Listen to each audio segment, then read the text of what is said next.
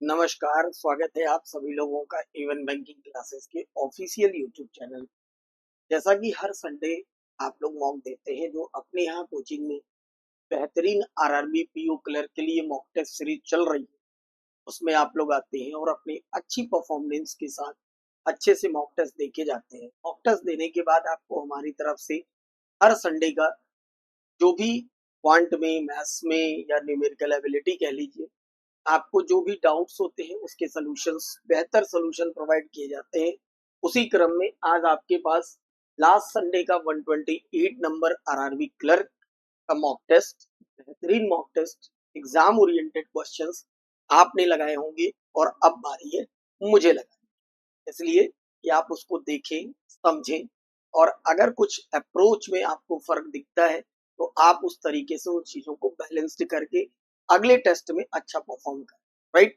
तो सबसे पहले कि अगर आपने मॉक दिया होगा तो देखा होगा न्यूमेरिकल एबिलिटी यानी मैथ्स के क्वेश्चन सबसे पहले लगाए गए थे। इसमें क्वेश्चन नंबर 1 से लेकर क्वेश्चन नंबर 6 तक इनइक्वालिटी के क्वेश्चंस थे, जो कि बहुत ही आसान थे। इन्हें मैं नहीं डिस्कस कर रहा है क्योंकि बहुत ही इजी थे, इसमें कुछ भी ऐसा नहीं था जो दिक्कत हो। देखो, मैं हमेशा उन क्वेश्चंस को सेलेक्ट करके आपको बता देता हूँ जिनको आपको, मुझे लगता है कि हाँ, अगर आप लगाए होंगे तो कुछ अप्रोच या कोई भी चीज में दाएं बाएं हुआ होगा। राइट। तो इनइक्वालिटी के बहुत आसान से पैटर्न थे, जैसे ये दिख रहा है एक्स स्क्वायर 5x+6। तो जो लोग मुझसे इनइक्वालिटी पढ़े होंगे उनके लिए कुछ भी नहीं है, और जो लोग नहीं पढ़े हैं परेशान नहीं होंगे, जब क्लास में पढ़ा दिया जाएगा देन आफ्टर आपको ये भी चीजें हलवा लगेंगी। राइट। तो जैसे 6 लिखा हुआ है तो 3 2 के पैटर्न से तोड़ डालो, 12 लिखा हुआ है 4 3 के पैटर्न से तोड़ डालो। तो ये इजी था, इसमें कुछ भी नहीं। 1 से 6 के बाद में आपके पास ये नंबर सीरीज दिख रही होगी। नंबर सीरीज के पैटर्न हमेशा आपको रीजनिंग का भी सोल्यूशन, हैंड रिटन सोल्यूशन दिया जाता है, उसके साथ ही आपको नंबर सीरीज के पैटर्न दे दिए जाते हैं, है ना। नंबर सीरीज के पैटर्न आप देख लेना। इससे आगे बढ़ोगे तो ये डीआई छपी हुई थी। राइट। अब इस डीआई की पिक्चर क्या है जरा समझना। मैंने हमेशा से एक बात आपको बोली है कि बेटा देखो, डीआई इजी, मॉडरेट, डिफिकल्ट कुछ भी हो सकती है, लेकिन डीआई लगाने का जो बेसिक है वो ये कहता है कि डीआई के इंस्ट्रक्शन को अच्छे से पढ़ लेना। डीआई के इंस्ट्रक्शन अगर आप अच्छे से पढ़ेंगे तो डीआई आधी वहीं शॉर्ट आउट हो जाती है ना। इंस्ट्रक्शन पढ़ने में अगर गड़बड़ी होती है तभी डीआई नहीं आती समझ में। जरा आओ इस डीआई को समझते हैं। लिखा हुआ है कि ये आपके 6 अलग अलग दुकानदार हैं। ठीक, 6 अलग अलग दुकानदार हैं ये। इनके द्वारा बेची गई पुस्तकें यानी हिंदी और इंग्लिश दोनों, टोटल बुक की कुल संख्या, टोटल बुक जहां लिखा हुआ है टोटल नंबर ऑफ बुक, ये केवल एक बुक नहीं है बल्कि ये इंग्लिश प्लस हिंदी दोनों है, ध्यान रखिएगा। टोटल इंग्लिश प्लस हिंदी दोनों है। अब सवाल ये उठता है कि सर उसमें हिंदी और उसमें इंग्लिश कितनी, तो ये आपके पास परसेंटेज ऑफ हिंदी बुक्स दिया हुआ है, हिंदी बुक का परसेंटेज दिया हुआ है। अब जरा समझना, जैसे दुकानदार ए है, ए ने टोटल 800 बुक बेची है, 800 में 40% हिंदी की बेची है। सही। तो 800 का 40% 320 होगा, 320 हिंदी की बुक होंगी। जो बच जाएंगी 800 का 60%, 60%, 480 वो किसकी बुक हो जाएंगी, इंग्लिश की हो जाएंगी। तो इस तरीके से इस डीआई को तोड़ना है। आइए मैं आपको क्वेश्चन लगा के दिखाता हूँ। 2 3 सवाल मैं लगाऊंगा तो आप बेहतरीन समझ जाएंगे। इस पे जो क्वेश्चन था, ये पहला क्वेश्चन जरा देखिए। पहला क्वेश्चन आपके पास लिखा हुआ है,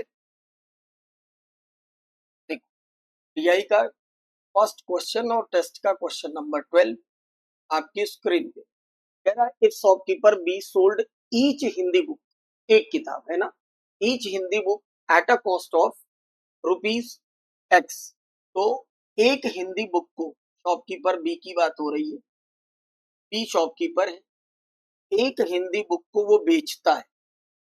ठीक, एक हिंदी बुक को कितने रुपए में बेचता है, एक्स रुपए में। एंड ईच इंग्लिश बुक को बेचता है x+10 में। इंग्लिश को बेचता है कितने में, एक किताब को बेचता है x+10 में।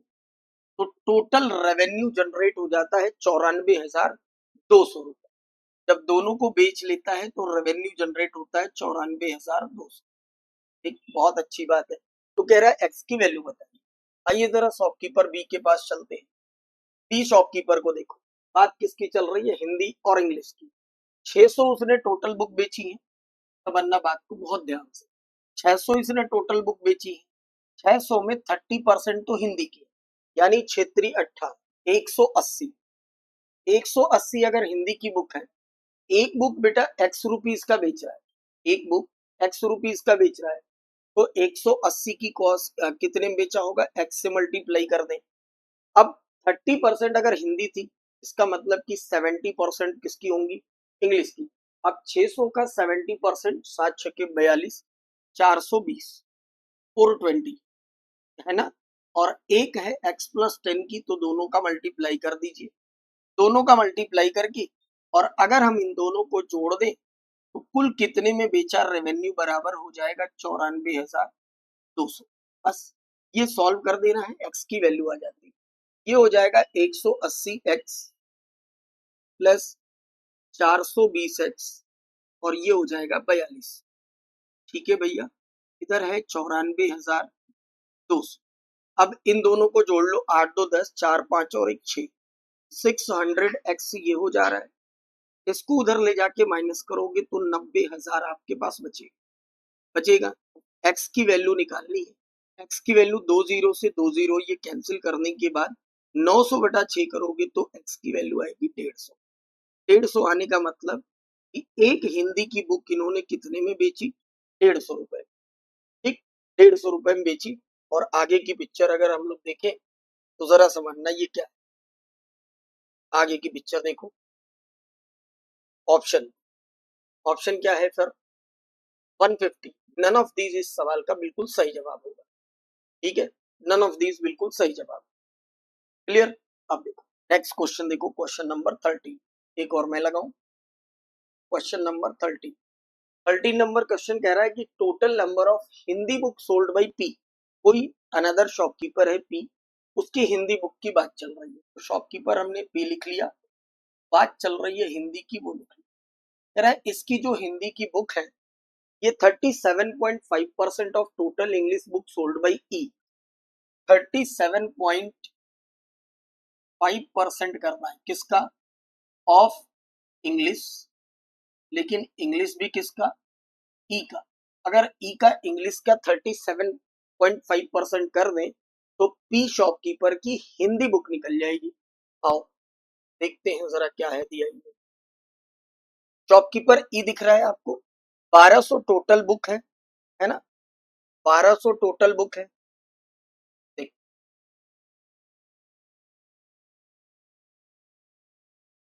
Total book 1200। ठीक है भैया, टोटल बुक 1200 में उसने हिंदी की बुक बेची है कितनी, 20%, यानी इंग्लिश की कितनी होगी 80, तो 12/96 कितना हो जाएगा, इंग्लिश की बुक 960। 960 शॉपकीपर ई की इंग्लिश बुक है, उसका 37.5% मतलब 3/8 अगर करेंगे तो इससे काटो 12/96, 120, ये जो 360 आया ये क्या आया, ये आया पी शॉपकीपर की हिंदी बुक। That clear. अब क्वेश्चन में क्या बोला था, क्वेश्चन में इसने बोला था कि total number of book sold by P is 500, total book का मतलब इंग्लिश प्लस हिंदी 500 बेचता है, तो find the number of English book sold by him, English की कितनी होंगी। अब अगर टोटल उसने, टोटल इंग्लिश और हिंदी मिलाकर 500 बेचा है, उसमें से हिंदी की है 360, 360, तो 240 हो जाएंगी इंग्लिश की, शॉपकीपर किसकी, पी की, 240 हो जाएंगी, बात खत्म। ये करना था, आया समझ में। ठीक, चल नेक्स्ट, ये देखो इजी है question, find the ratio between the total number of Hindi book sold bye D and English book sold by F. चलो मैं भी इसको भी लगा देता हूँ, थोड़ा और आपको आइडिया लग जाएगा। क्वेश्चन नंबर 14 देखो, रेशियो बताना है total number of Hindi book sold bye D, D की हिंदी, डी की हिंदी के साथ जो रेशियो बताना है English book sold by F, F की इंग्लिश, एफ की इंग्लिश, ये हमें रेशियो बताना। आओ चलो देखो जरा डेटा में क्या है आपके पास, आपको बताना है डी की हिंदी। डी ने 700 बुक बेची है जिसमें 50% हिंदी की, और 700 का 50% 350 ये हो जाएगा। ठीक। एफ की इंग्लिश चाहिए, एफ ने 500 बुक बेची है जिसमें 40% हिंदी है, यानी 60% इंग्लिश हो, तो 300 हो जाए। हो गया, सॉल्व कर लीजिए। 7:5, 7:, 5×7 = 35, 5×6 = 30, 7:6, 7:6। बस, चल नेक्स्ट क्वेश्चन देखो जरा। 7:6 इस सवाल का सही ऑप्शन बी हो जाए। अब देखो क्वेश्चन नंबर 15 देखो। Find the difference between the total number of Hindi book sold by F and C together and the total number of book sold by A. इसको आप लगा लेना है, आसान है, ये मैं आपको जरूर बताऊंगा। ये देखो जरा, इस क्वेश्चन को आप कैसे लगाते हैं मैं आपको बताऊं। क्वेश्चन नंबर 16 देखो, ये मुझे अच्छा लगा। इसके लिए एक अप्रोच सीखिए आप, बेहतरीन है ना। एक अप्रोच सीखिए, काम करिए, बार बार ये डेटा आपको मिल ही जाता है। एक अप्रोच सीखिए आप लोग। इसमें कह रहा है कि what is the average number of Hindi books by all shopkeeper. अब आपको सारे शॉपकीपर की एवरेज बताना है हिंदी का, है ना, हिंदी का ऑल शॉपकीपर, ऑल शॉपकीपर का एवरेज बता। ठीक है भैया, ऑल शॉपकीपर का एवरेज बताना है। अब जरा देखो आप कैसे निकालते हो और मैं कैसे निकालता हूँ, सीखो जरा, है ना। इस वीडियो के थ्रू इसका सॉल्यूशन देने का उद्देश्य ही एक है, आपको कुछ सिखाना। सबकी आप पहले हिंदी निकाल लीजिए, आप भी यही करें। 800 का 40% तो आप लिखेंगे कि सर ए के लिए 320 होगा। ठीक। 600 का 30% 180 होगा। 400 का 60% 6 चौके 24 240 हो जाएगा। 700 का 50% 350 हो जाएगा, हो जाएगा। 1200 का 20% 240 हो जाएगा, और 500 का 40% 200 हो जाएगा। अब क्या करोगे आप, एक नंबर पाने के लिए आप इन सबको ऐड करेंगे। समझिएगा बात को, आप इन सबको ऐड करेंगे और टोटल 6 सेलर है, 6 से डिवाइड करेंगे, आंसर आ जाएगा। कुछ भी नया नहीं है इसमें। ठीक, लेकिन जरा समझिएगा, ऐसे नहीं लगाना, बिकॉज रीजन ये है बेटा कि देखो ये ऑलरेडी 3-3 डिजिट का डेटा है, जोड़ोगे डेटा और बड़ा ही छोटा होगा नहीं। जब भी कभी ऑल एवरेज निकालना हो, सबका एवरेज निकालना हो, तो एक अप्रोच सीखना। मैं इसके पहले भी आए हैं क्वेश्चन, तो मैं बताया हूं आपको, शायद याद हो ना। आपको इतने सारे डेटा का एवरेज निकालना है ना, इतने सारे डेटा का एवरेज, आप पहले से मान लीजिए कि इनमें से कोई एक ऐसी वैल्यू पकड़ो जो बीचों बीच दिख रही हो सबकी। मैंने माना कि एवरेज सर 200, 200 मैंने एक एवरेज मान ली। अब अगर मैं 200 एवरेज मानता हूं, इसको इसको मैंने माना, तो मैं इससे इसको कंपेयर करूंगा कि ये कितना ज्यादा है। तो मैंने लिखा सर ये 40 ज्यादा है। ज्यादा हो तो प्लस करके लिखो, कम हो तो माइनस करके लिखो। इससे ये कितना ज्यादा है, 150 ज्यादा, 150। इसी 200 से ये कितना ज्यादा है, तो फिर कहोगे सर 140 ज्यादा। ठीक। इसी 200 से कहोगे ये कितना है, तो कहोगे सर ये 20 कम है, ये 20 कम है। माफ करिएगा, ये 140 नहीं होगा, 240 ही है ना, तो केवल 40 ज्यादा हो, है ना, ये 40 ज्यादा। अब इसी 200 से ये कितना ज्यादा है, तो आप कहोगे सर 120, 120 हो गई बात। अब देखो इनको केवल सॉल्व करो, यहां से यहां तक इनको सॉल्व करो और कोई दिमाग ना लगाओ। 120 में से 20 हटा दो, 100 बच जाएगा। 140, 140 में 40 जोड़ दो तो 100 कितना हो जाएगा, 140 में 40 180, और 150 और जोड़ दो तो ये हो जाएगा 140, 180, 180 में 150 और जोड़ दो। ठीक, तो 330 हो जाएगा। यानी आपके पास इसको सॉल्व करने पर कितना आ रहा है, 330। और इस 330 को डिवाइड कर दो किससे, बाई 6 सेलर, 6 है, 6 सेलर से डिवाइड कर दो। ये 6 पचे 30, 6 पचे 30, 55 आया। और आपने 200 को एवरेज मान रखा था, तो ये सिर्फ और सिर्फ 55 जोड़ दो, सीधा आपके पास आंसर आ जाए। तो देखो ऐसा करने से हुआ क्या, हमें कैलकुलेशन करनी जरूर पड़ी, लेकिन कैलकुलेशन केवल इतनी की करनी पड़ी, ना कि 3-3 डिजिट के सम बनाने पड़े। ये बड़ा फायदे की चीज होती है ना। इस अप्रोच से लगाएंगे तो बड़ी जल्दी लग जाए। ठीक, चलो आगे देखते हैं इसमें क्या है। ये थे क्वेश्चन आपके डीआई के। एक ही क्वेश्चन मैंने छोड़ा है, वो आप लगा लेंगे। क्वेश्चन नंबर 17 देखिए। 17 नंबर क्वेश्चन कह रहा है आपसे कि the price of reduce by 4%। 4% reduce होने का मतलब कि ओल्ड 25 प्राइस होगा, तो रिड्यूस होकर न्यू प्राइस घटने के बाद जो न्यू प्राइस होगा वो 24। ठीक हो गई बात। कह रहा है how many more or less, कितना कम और ज्यादा बताना था आपको।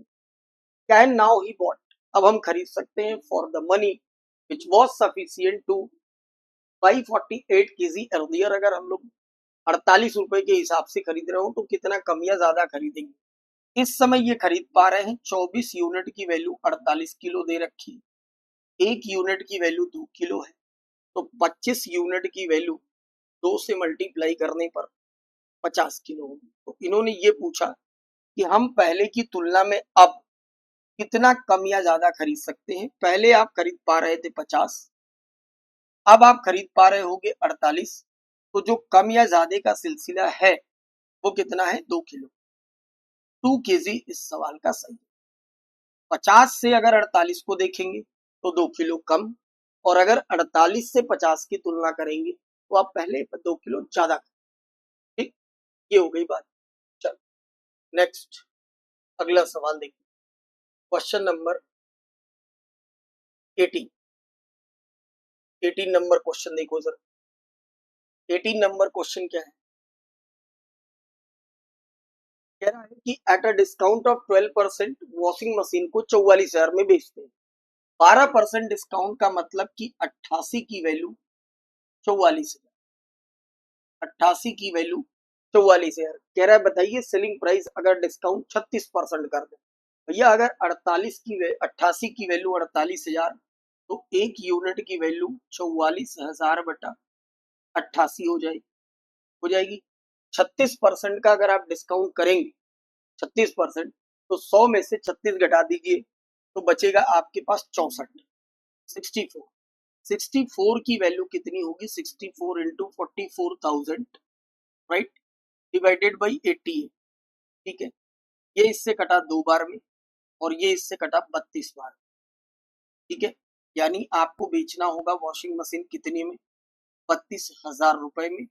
ओरली लगाया जा सकता था क्लर्क में। इसी तरीके के मैक्सिमम क्वेश्चंस तो आधे ऐसे आते हैं जो बिल्कुल ओरली लगते हैं, या कलम भी चलाएं तो बड़े छोटी छोटी कैलकुलेशन पे, तभी तो लोग 40 के 40 मार देते हैं। आरआरबी एकमात्र ऐसा पेपर है जो बेटा जानकारी पे नहीं, स्पीड पे डिपेंड करता है। अगर आपकी स्पीड अच्छी है ना तो आप खेल जाओगे, पेपर को बड़े आराम से खेल जाओगे। कुछ भी ऐसा नहीं आता कि बहुत टाइम लग जाए सॉल्व करने में, है ना। एक दो सवाल अगर डाले भी जाते हैं तो वो भी आप कर सकते हो। क्वेश्चन नंबर 19 देखो। 19 नंबर क्वेश्चन देखो सब लोग। 19 नंबर देखो, कह रहा है रोशन रो स्टिल वाटर स्पीड दे रखा है 8 kilometre per hour. Still water की स्पीड 8 किलोमीटर प्रति घंटे। कह रहा है कि अप स्ट्रीम में रोशन की जो स्पीड है वो 3.5 किलोमीटर पर आवर। तो कह रहा है डाउन स्ट्रीम की स्पीड बताइए, डाउन स्ट्रीम की स्पीड बताइए। अच्छा एक बात बताइए, मैंने आपको ये बात बड़े प्यार से बता रखी है कि जब भी आप स्टिल वाटर में, समझिएगा, स्टिल वाटर में से करंट की स्पीड को माइनस करते हैं तभी तो अप स्ट्रीम आता है। स्टिल वाटर आपके पास 8 है, करंट आपको पता नहीं है, लेकिन अप स्ट्रीम है 3.5। तो आप कह सकते हैं कि सर करंट की स्पीड, ये इधर जाएगा ये इधर घटेगा तो 4.5 होगा ना। करंट की स्पीड 4.5 किलोमीटर पर आवर होगी। अब अगर आपसे ये पूछ दिया कि डाउन स्ट्रीम स्पीड बताइए, तो डाउन स्ट्रीम स्पीड कैसे निकालते हैं, किसी की भी निकालनी हो, स्टिल वाटर में करंट को ऐड किया जाता है, करंट को ऐड करते हैं तब जाके स्टिल वाटर डाउन स्ट्रीम आती है। स्टिल वाटर आपके पास 8 है, करंट आपने कहा कि सर 4.5 है ना। करंट आपने कहा कि सर 4.5 है, तो 8 और 4 12 यानी 12.5 किलोमीटर पर आवर आ गई यहाँ से। बात खत्म, ये करना था। कॉन्सेप्ट पता है तो कलम भी नहीं चलानी थी। तो आप कहोगे सर आप तो चला रहे हैं कलम। मेरा वजह ये होती है बेटा चलाने की, हम आपको पढ़ा रहे हैं, सिखाने का प्रयास कर रहे हैं, हमें उनका भी ध्यान रखना होता है। जो भी छोटे छोटे नन्हे मुन्ने प्यारे प्यारे बच्चे हैं, जो भी आए हैं बैंकिंग की तैयारी के लिए, उन्हें ये दिखाना होता है, उन्हें ये बताना होता है कि बेटा ऐसे कॉन्सेप्ट्स पे क्वेश्चंस आते हैं, अगर आप थोड़ा सा पढ़ लेंगे तो शायद इन चीजों को इतना भी करने की जरूरत नहीं है ना। चलो आगे बढ़ो जरा। क्वेश्चन नंबर 20 देखो क्या है। 20 नंबर क्वेश्चन आपकी स्क्रीन पे, शानदार, कुछ भी नहीं था। देखो कह रहा है अ ट्रेन इज लेंथ की ट्रेन की लेंथ दे रखा है 30, cross a pole a height of 10 metre. अब मैं आपको बताऊं, मैंने आपको बता भी रखा है कि कोई भी ट्रेन किसी standing man, railway gate, electric pole, signal pole, इनमें से किसी को क्रॉस करती है तो ऑलवेज डिस्टेंस की जगह पर लेंथ ऑफ ट्रेन रखते हैं। भले ही क्वेश्चन में इन ऑब्जेक्ट के बारे में जानकारी दी हो, जैसे यहाँ दे रखा है इसमें कि 10 मीटर, हमें इस 10 मीटर से कोई मतलब नहीं है। हाइट ऑफ पोल दे रखा है, हमें इससे कोई मतलब नहीं, हमें मतलब किससे है, लेंथ ऑफ ट्रेन जो कि 30 मीटर है और स्पीड ऑफ ट्रेन 1.5 है। तो बस आपसे टाइम पूछ रहा है जनाब, time is equal to what, time is equal to distance upon speed, time is equal to distance upon speed. और ऐसी केस में डिस्टेंस क्या रखते हैं, लेंथ ऑफ ट्रेन जो कि 30 मीटर है, स्पीड ऑफ ट्रेन 1.5 मीटर है, तो टाइम कितना हो जाएगा, 20 सेकेंड हो जाएगा। बस बात करें, कंफ्यूजन के लिए आपको दिया गया था कि हाइट ऑफ पोल, पोल की हाइट से कोई मतलब नहीं है, वो कितना मोटा है, कितना पतला है, कितना लंबा है, कोई काम नहीं इसका, राइट। चलो क्वेश्चन नंबर 21 देखो, बड़ा प्यारा सवाल। क्वेश्चन नंबर 21 नंबर क्वेश्चन देखो बेटा, सब लोग ध्यान से। 21 नंबर कह रहा है 4 boys can complete a piece of work in 8 days। 4 लड़के किसी काम को 8 दिन में करते हैं, करने दो। 4 गर्ल्स है ना, 4 गर्ल्स, 4 गर्ल्स किसी काम को 8 दिन में करते हैं, उसी काम को 3 लड़के 9 दिन में करते हैं, 7 आदमी उसी काम को 2 दिन में करते हैं और 5 महिलाएं उसी काम को 4 दिन में करते हैं। आओ जरा इसको सॉल्व करते हैं, क्या बन रहा है ये, 8 चौक के 32 गर्ल, ठीक, 9 3 27 बॉयज, 14 मैन और उसके बाद 20 वुमेन। अब जब ऐसा पैटर्न बनता है तो मैंने आपको बता रखा है कि सबके कोफिशिएंट का एलसीएम ले लो तो एफिशिएंसी बन जाती है। लेकिन नंबर्स इतने भी आसान नहीं है, बात को समझना। नंबर्स इतने भी आसान नहीं है कि बड़े आराम से हम आपसे कह दें कि बेटा आप इसके वो ले लो एलसीएम और निकाल लो, तो कहोगे सर फिर क्या ला रास्ता है, आओ सीखो। आपसे क्वेश्चन में ये पूछा इन्होंने कि who among the have minimum capacity of work, इनमें से किसकी कार्य करने की क्षमता न्यूनतम है। कार्य करने की क्षमता न्यूनतम का मतलब कि जिसकी एफिशिएंसी सबसे कम होगी वही सबसे कम कार्य करने की क्षमता है। देखो कभी भी मैंने आपको एक बात, एक एग्जांपल में आपको समझाऊं कि बेटा अगर कोई चीज, जैसे मैं आपसे कहूं कि 1/2 रेशियो 1/3 है, ये ए है और ये बी, तो आप कैसे निकालते हो, 2 और 3 का एलसीएम ले लेते हो, 2 और 3 का एलसीएम लेके आप इसको कहोगे 2 3 6, इसको कहोगे 3 दूनी 6। मतलब अगर ए रेशियो बी इस फॉर्मेट में लिखा हो तो हम उसको 1/, करके भी फॉर्मेट में बना सकते हैं बिना एलसीएम लिए। अगर मैं एलसीएम ना लूं तो वही चीज जो यहाँ लिखी हुई वो इनके पास चली जाएगी, जो यहाँ लिखी हुई वो इनके पास चली जाएगी। एलसीएम लेते ही सबकी एफिशिएंसी आ जाती है उलटकर। सेम वही पिक्चर में अगर आपसे ये कहूं कि आप इसको ऐसे ना समझकर आप ऐसे समझिए कि सब लोग अगर एक ही काम को कर रहे हैं तो जी की जो एफिशिएंसी हो जाएगी वो 1/32 हो जाएगी। ठीक, हमसे एलसीएम नहीं निकल रहा, हम तो बस ऐसे लिख रहे हैं 1/27 हो जाएगी। इनकी बात अगर करें मैन की तो 1/14 हो जाएगी, और इनकी बात अगर करें वुमेन की तो 1/20 हो जाएगी। अच्छा, मैंने ऐसा क्यों किया? मैंने ऐसा इसलिए किया कि हमने बचपन में पढ़ रखा है कि अगर न्यूमरेटर सेम होते हैं, न्यूमरेटर अगर फ्रैक्शंस के सेम हो, तो डिनोमिनेटर जिसका बड़ा होता है वो फ्रैक्शन छोटा माना जाता है। तो हमने देखा कि ये जो पिक्चर दिख रही है हमें 1/32, इसी का डिनोमिनेटर सबसे बड़ा है। अगर सबसे बड़ा है यानी इसकी एफिशिएंसी मिनिमम कहलाएगी। दिस इज मिनिमम एफिशिएंसी का पर्सन होगा। और इस सवाल का सही जवाब क्या होगा? कौन है ये? गर्ल, यानी लड़की की एफिशिएंसी सबसे कम है, तो इस सवाल का सही जवाब हो जाएगा लड़की, है ना, गर्ल।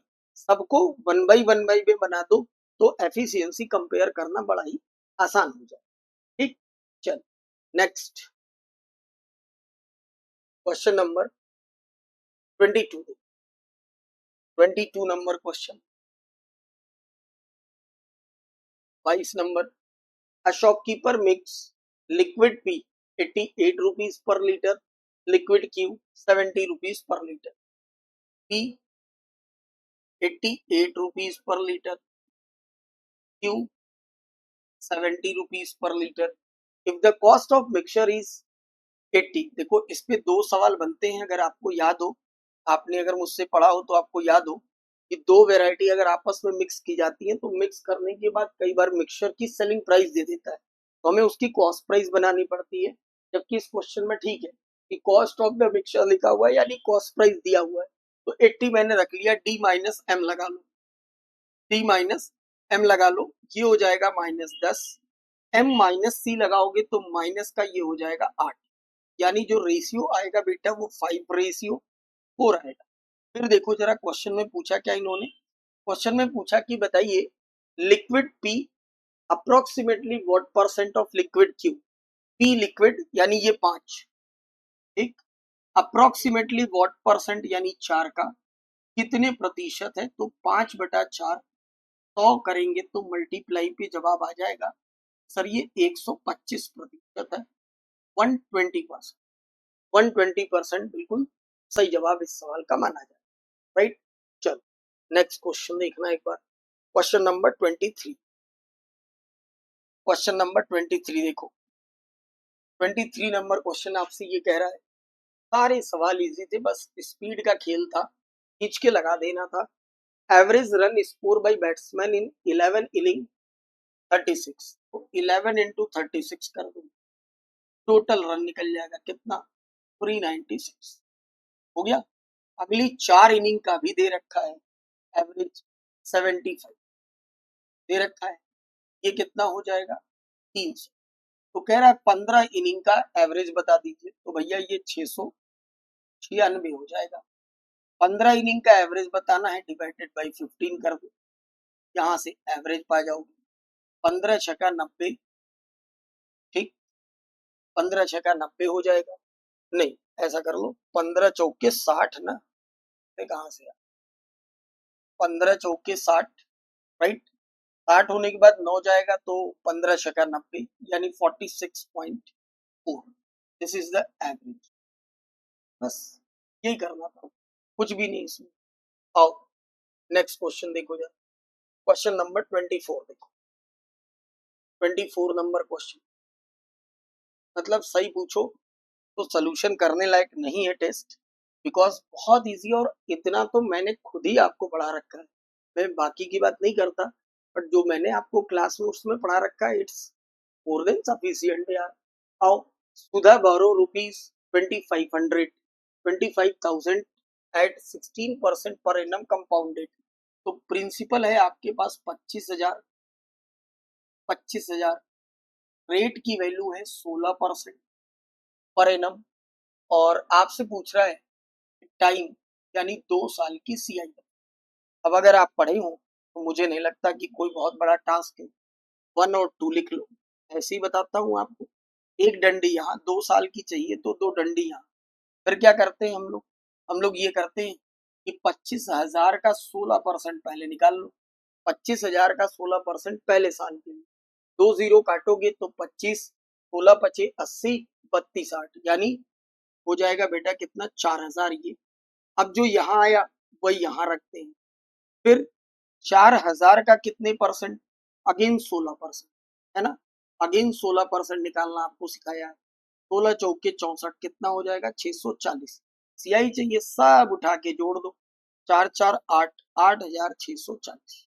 बस इतना करना था, जो कि आप ओरली कर सकते हैं, बता रखा है मैंने आपको, ओरली निकाल सकते, कुछ भी नहीं इसमें करना था। अब देखो अगला सवाल, क्वेश्चन नंबर 25। ठीक, 25 नंबर question. The ratio of present age of Manisha और जितेंद्र। मनीषा, ठीक, और जितेंद्र, इनकी प्रेजेंट एज का रेशियो दे रखा है। कितना दे रखा है, 6 और 7। ये प्रेजेंट एज का इनका रेशियो। ठीक है, बहुत अच्छी बात। इसके बाद कहा कि ratio of age of Jitendra और मेघा आफ्टर 1 ईयर। 1 वर्ष के बाद जितेंद्र और मेघा, यहां से 1 वर्ष के बाद 1 साल जोड़ना, 1 ईयर। तो जितेंद्र के साथ मेघा, मेघा एक नया नाम आया, नया तो नहीं है, जिंदगी में पुराना है, सवाल में नया है। कह रहा है कि जितेंद्र और मेघा 8:5, यानी जितेंद्र 8 है तो मेघा कितनी है, 5। ये पिक्चर कह रहा है Manisha is 15 year older than Megha. Manisha जो है मेघा से, समझना, मनीषा मेघा से 15 वर्ष बड़ी।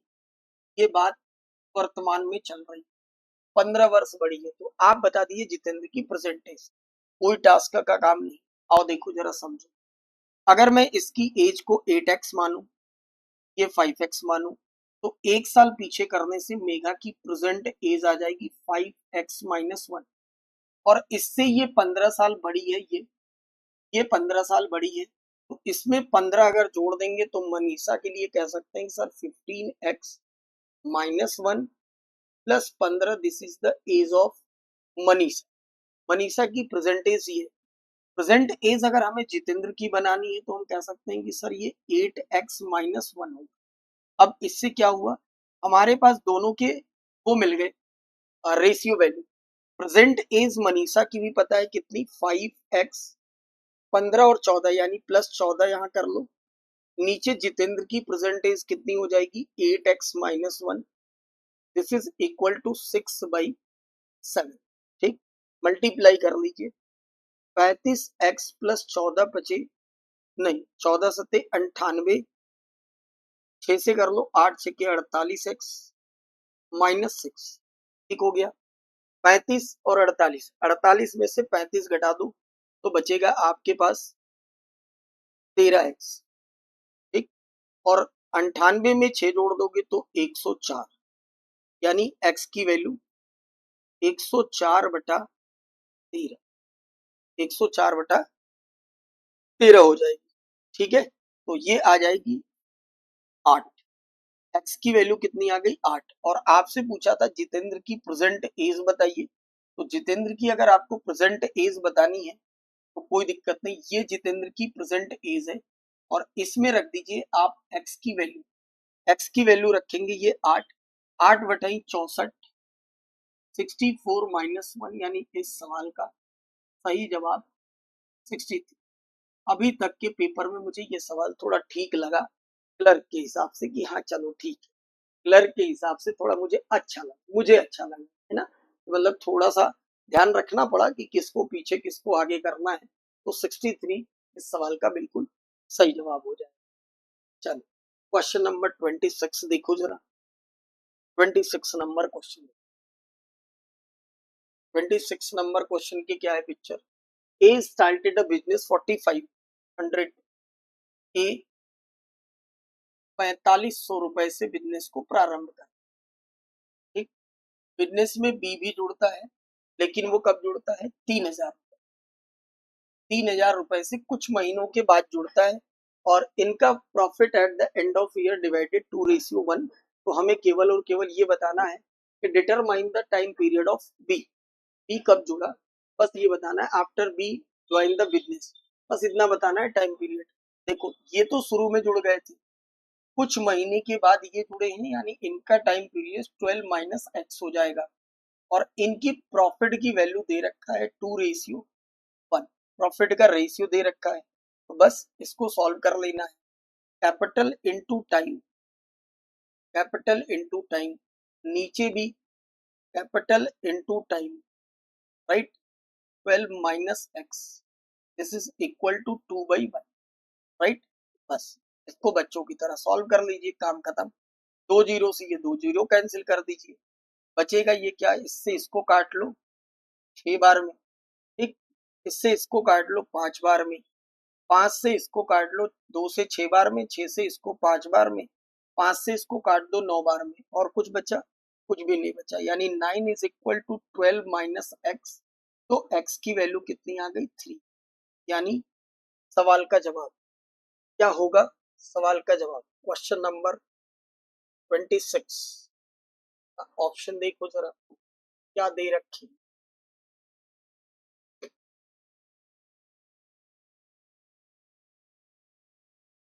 ठीक, आपसे पूछा था कि बताइए, तो बी के व्यापार में शामिल होने के बाद की अवधि निर्धारित करिए। व्यापार में शामिल होने के बाद की अवधि अगर निर्धारित करना है, तो बी जो है कुछ महीने बाद आया है, एक्स की वैल्यू 3 है, तो 12 - 3 अगर करोगे, ठीक, तो 12 - 3 करोगे तो आएगा क्या, 9।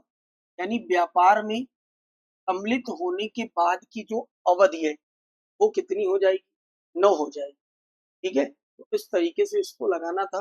बाद का पूछा या कितने महीने बाद आया, अगर ये पूछ लेता तो 3 महीने बाद, 3 मंथ्स कह सकते हैं। अब देखो अगला सवाल कह रहा है आपसे, फादर की प्रेजेंट एज, क्वेश्चन नंबर 27 देखो, 27 नंबर, फादर प्रेजेंट एज, जो फादर की प्रेजेंट एज है, फादर की प्रेजेंट एज वो 50 है, राइट।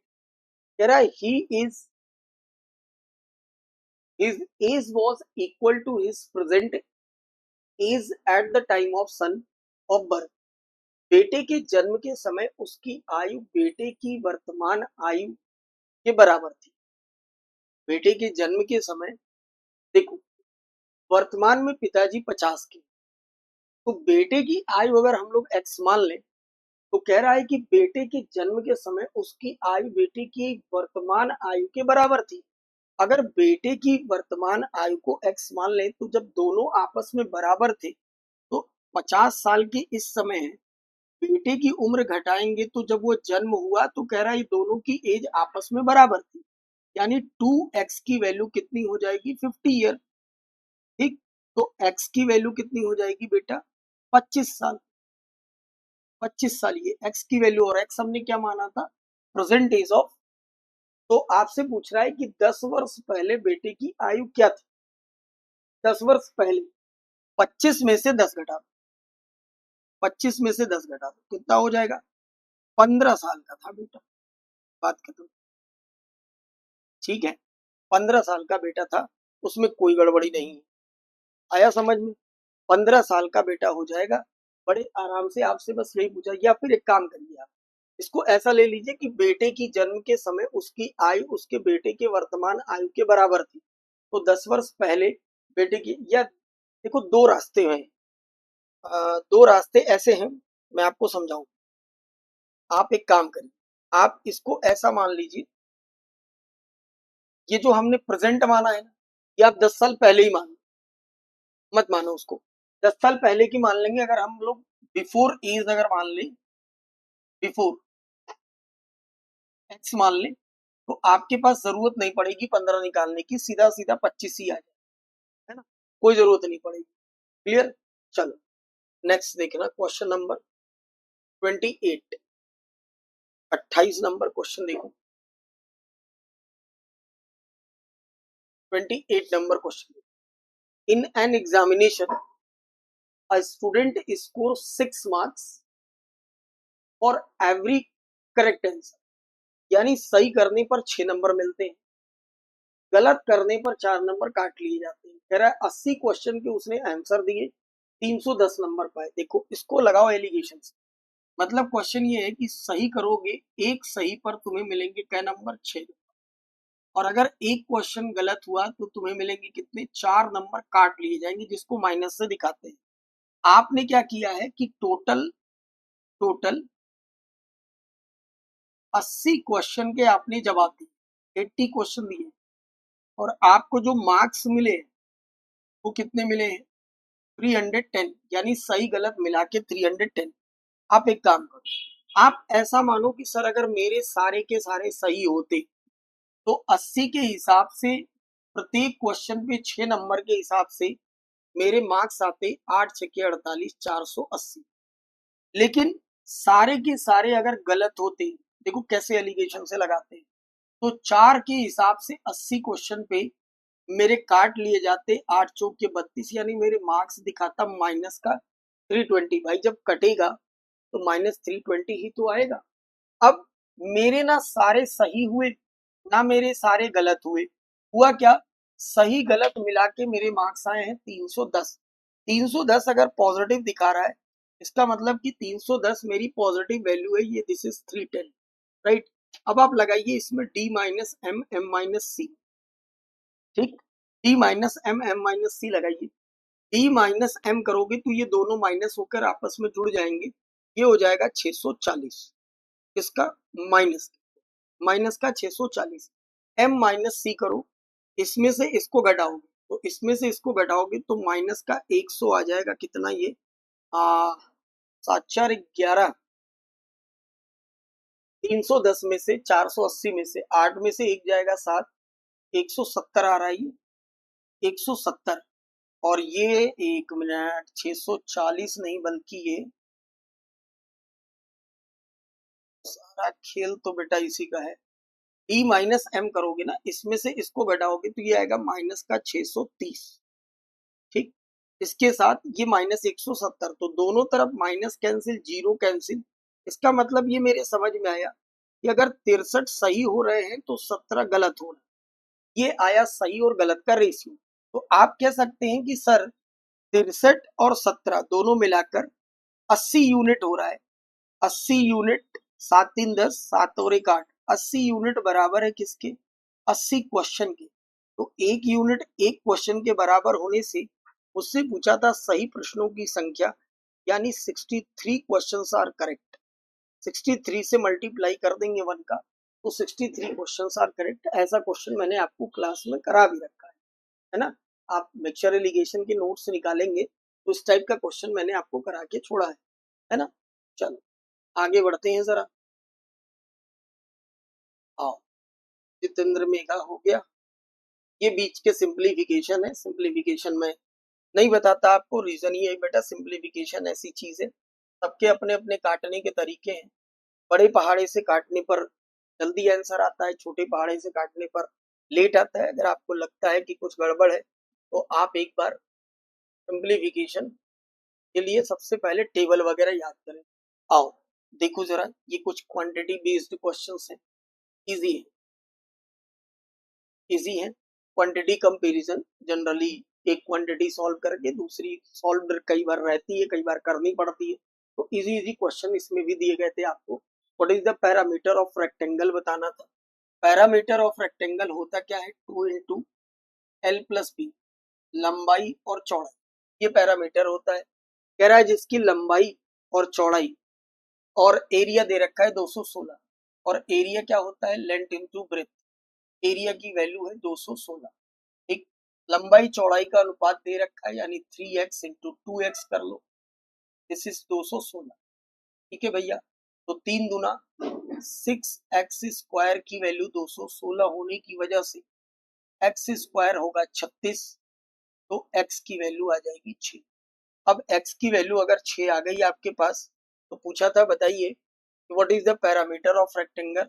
लंबाई और चौड़ाई दोनों यहां से रख सकते हैं, 6 3 18, तो 18 ये हो जाएगा, चौड़ाई 6 दूना 12, 12 18 कितना होता है 30, तो 30 का 2 से गुणा कर देंगे 60, ये 60 क्या आया, क्वांटिटी 1 आया, ठीक है। क्वांटिटी 1 आया 60, क्वांटिटी 2 ऑलरेडी दे रखा है कितना, 63, 63 क्वांटिटी 2 दे रखा है, ऑलरेडी क्वांटिटी 2 63 दे रखा है, तो आप कह सकते हैं कि sir quantity 1 is less than quantity 2, quantity 1 is less than quantity 2, क्योंकि 1 आ रही है 60 और 2 आ रही है 63। तो ओरली इसको भी कर देते हैं, ये भी बड़े इजी लगाए गए हैं, इनमें कुछ भी नहीं था ऐसा। क्वेश्चन नंबर 37 एक बार आप देख लो, एक और बता दो कैसे करते हैं इनको। पता है ना, जब तक बेसिक आपकी अप्रोच सही नहीं होगी, बेसिक फाउंडेशन सही नहीं होंगे, तब तक क्लर्क बनना थोड़ा मुश्किल हो जाता है, वो भी खास तौर से आरआरबी के लिए। आरआरबी के लिए आपका बेसिक तगड़ा होना बहुत जरूरी है। कंपाउंड इंटरेस्ट 18%, 10%, 10% के हिसाब से 2 साल के लिए कुछ भी नहीं करना है। 1800 रुपए है, टाइम दे रखा है 10%। अब अगर आपको ओरली आता हो तो कोई बड़ा टास्क नहीं है। अगर 10% के हिसाब से 10% के हिसाब से 2 साल के लिए जब भी निकालना होता है तो क्या होता है, 10 दूना 20, 21% कंपाउंड इंटरेस्ट बनता है। तो आप सीधा 1800 का 21% निकाल लेते, सही। 1800 का 21% निकालोगे, 21/100 करोगे तो आपके पास कंपाउंड इंटरेस्ट आ ही जाएगा। 18 एकम 18, 18 दूना 36 और 1 37, 378 रुपए। ये आ गई क्वांटिटी 1। ठीक है भैया, ये आ गई क्वांटिटी 1। क्वांटिटी 2 की कहानी क्या है, एक बार इसको भी देखो। कह रहा है difference between simple interest compound interest 37,800 रुपए 10% का 2 साल से। समझना मेरी बात को, प्रिंसिपल की वैल्यू है 37,800 रुपए, रेट की वैल्यू है 10% और टाइम की वैल्यू है 2 साल। इसी से सीआई और एसआई के बीच का डिफरेंस बताना है। एसआई पता है कितना होगा, आर इंटू टी लगाओगे 10 गुना 20%, सही। सीआई निकालोगे, मैंने आपको बता रखा है एक टेक्निक, 2r.r², उस पे लगाओगे तो ये आएगा 10 के हिसाब से 21%। डिफरेंस कितना होगा, 1%। 1% निकालना है किसका, 1% निकालना है किसका, प्रिंसिपल का। वही डिफरेंस होगा 37,800 रुपए का 1% अगर कोई निकालेगा, 1/100 करेगा तो 378 ही आएगा, 378। This is quantity 2। तो आप कह सकते हैं कि quantity 1 is equal to the quantity 2, quantity 1 is equal to the quantity 2 आ रहा है। ऐसे ऐसे है समझ में। एक और लगा दूं मैं, बाकी लगा लेंगे आप, बाद और लगा दूं, कौन सा लगा दूं। ये ट्रेन वाला क्वेश्चन अभी आपको समझाया था, पीछे आया भी था, वो ट्रेन वाला आप लगाइएगा। क्वांटिटी 1 सॉल्व करनी नहीं है, 2 सॉल्व करनी है। अब भी आपको मैंने बताया था 180 मीटर की ट्रेन है, एक स्टैंडिंग लाइन को क्रॉस करती है, स्पीड 20 किलोमीटर पर आवर है।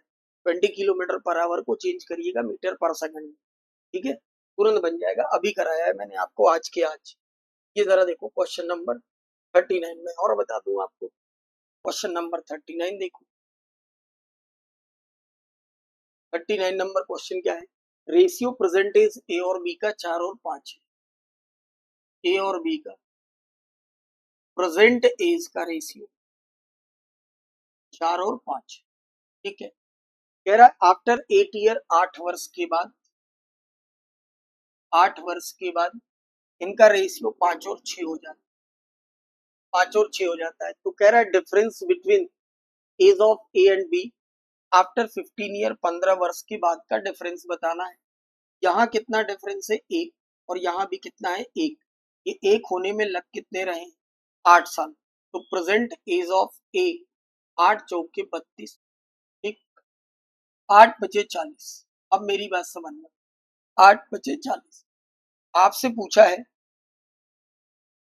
कि 15 वर्ष के बाद ए और बी के बीच के उम्र के बीच का डिफरेंस। आप मुझे एक कॉमन सेंस बताइए, 2 रास्ते। अब कुछ लोग क्या करेंगे, इस 32 में 15 जोड़ के 15 साल की बाद की उम्र इसकी, 15 साल की बाद की उम्र इसकी निकालेंगे, फिर दोनों के बीच का डिफरेंस निकालेंगे। कोई जरूरत नहीं है। मेरी एक बात बताइए, अगर आप खुद प्रैक्टिकली सोचिएगा कि आज अगर दो भाई के उम्र के बीच का डिफरेंस 5 साल है, दो भाई हैं, दोनों की प्रेजेंट में दोनों की एज के बीच का डिफरेंस अगर 5 साल का है, तो बेटा आज के 10 साल बाद 20 साल बाद भी तो डिफरेंस 5 ही होगा। अगर आज 32 और 40 के बीच का अंतर 32 और 40 के बीच का अंतर अगर 8 साल है तो 15 साल बाद भी तो 8 ही होगा। काहे को 15 जोड़ना फालतू, जरूरत ही नहीं है। तो 8 आ गया आपके पास क्वांटिटी 1, क्वांटिटी 1 आया 8 और क्वांटिटी 2 कितना है 6। क्वांटिटी 2 ऑलरेडी डेटा दे रखा है 6, तो आप कह सकते हैं quantity 1 is greater than quantity 2, quantity 1 is greater than quantity 2, ये कह सकते हैं। ठीक, बाकी सब कुछ इजी। ये टाइम एंड वर्क का है, 40 नंबर ये आप लगा जाइएगा। तो 5 क्वांटिटी 1 क्वांटिटी 2 के थे, ये मैंने आपको 3 लगा दिए। इसमें कुछ भी नहीं थे। क्या है क्वांटिटी 40 में एक बार देख लूं, A B can complete 10 days, C जो है एफिशिएंट है 50% मोर देन बी, तो तीनों मिलकर कितने दिन में करेंगे, इजी। इजी है, कुछ भी नहीं है। इसको लगा लीजिएगा, क्वांटिटी 2 सॉल्व है। तो ये आपके पास लास्ट संडे का मॉक एनालिसिस आपने लगाया और मैंने भी लगाने का प्रयास आपके साथ किया कि आपको कुछ सिखा पाऊं। आप इस वीडियो को गहराई से देखें और मैं आपसे विनम्र निवेदन करता हूं कि अगर आप चाहते हैं कि इस साल अपना सिलेक्शन हो, आप किसी बैंक के अंदर अगली साल की गर्मी ना झेलें, तो आप कुछ भी ना करें, आप केवल अच्छे से मॉक लगाएं। मॉक का एनालिसिस मैं आपको करा रहा हूं, मॉक का एनालिसिस करिए, बेसिक पे काम करिए, फाउंडेशन के जो नोट्स हैं आपके पास उस पे काम करिए, अच्छे से उनको रिवाइज करिए और कोशिश करिए कि गलतियां कम, स्पीड बढ़े। स्पीड तभी बढ़ेगी जब बिल्कुल बेसिक स्ट्रांग होगा, फट से दिमाग क्लिक करेगा, तभी होगा। और अगर कोई थोड़ा बहुत स्पीड वगैरह कम आ रही है तो बेटा घबराने की जरूरत नहीं, धीरे धीरे प्रैक्टिस से ही चीजें होती हैं और हो जाएंगी। भरोसा रखिए, अगर आप जुड़े हैं तो इवन बैंकिंग क्लासेस से खाली हाथ नहीं जाएंगे, इतना तो भरोसा रखिए। ठीक है, तो मिलते हैं फिर नेक्स्ट वीडियो में वापस से अगले संडे सोल्यूशन के साथ। तब तक के लिए आप सभी लोगों का बहुत बहुत धन्यवाद। Thank you so much, thank you.